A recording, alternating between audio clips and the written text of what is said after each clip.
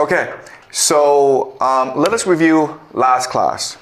So last class we discussed the British Empire and how it ultimately triumphed over its main rivals, who were the French, the Spanish, and the Dutch, because of three major powers, okay?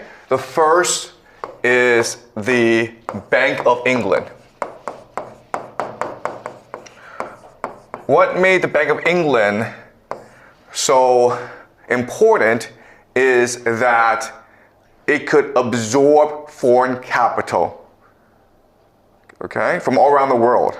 So at first it absorbed capital from the Dutch Republic, but then if you were a French aristocrat, if you were the Catholic Church, if you were the Habsburgs, you could all move your capital to England where it would be safe because it would be protected by the law, okay? The idea of property rights.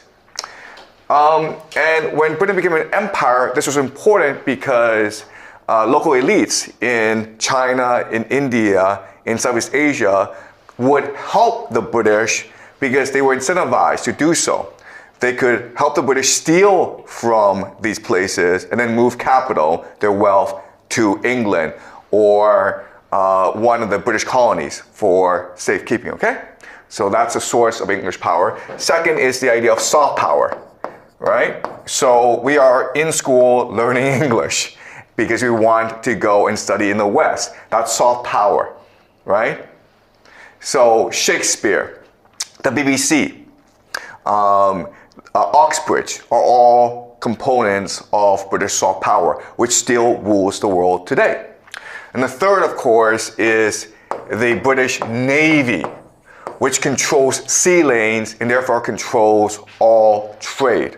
Okay? So for the longest time, for 100 years, Britain was able to maintain a global empire, which really was the first global empire because it spanned the entire world. But there were three problems or three limitations to the British Empire, okay? So the first major limitations.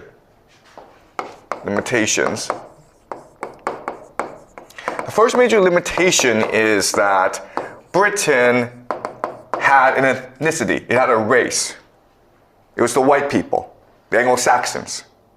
And so even though Britain was ruling over a vast global empire, it was very much racist. It saw itself as superior to everyone else, and that limited its capacity to work with local elites.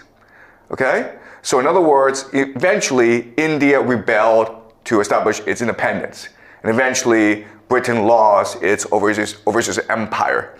A classic example, of course, is 2016 Brexit, when the English people decided that we no longer wanted to be part of Europe. Okay?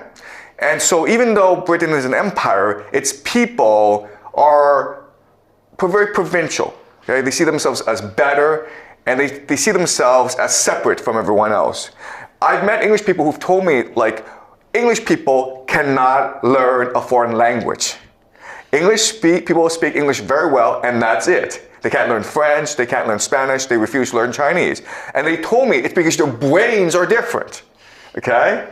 Their brains are hardwired to speak English really well, and that's it. All right, so that's just the British attitude. Second problem is the idea of currency or wealth standard. And the idea here is that, okay, yes, you're stealing wealth from other places, but what is wealth? Okay, and for the longest time, people understood wealth as gold.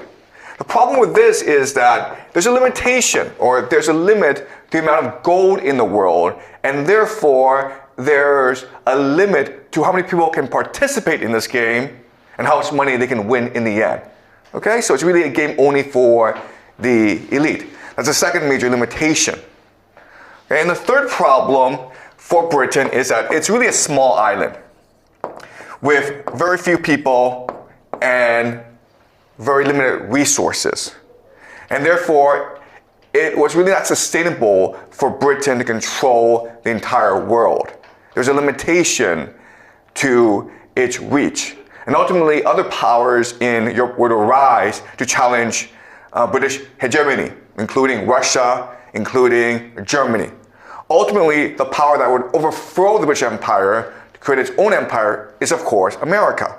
And what America would do that's very important is resolve all three of these limitations to create a world game in which we all play today. Okay? So Britain basically birthed this game, but there were limitations to how far this game could spread. America will then take the concept of this game and spread it all around the world until it conquered the entire world. Okay? So how did it do so?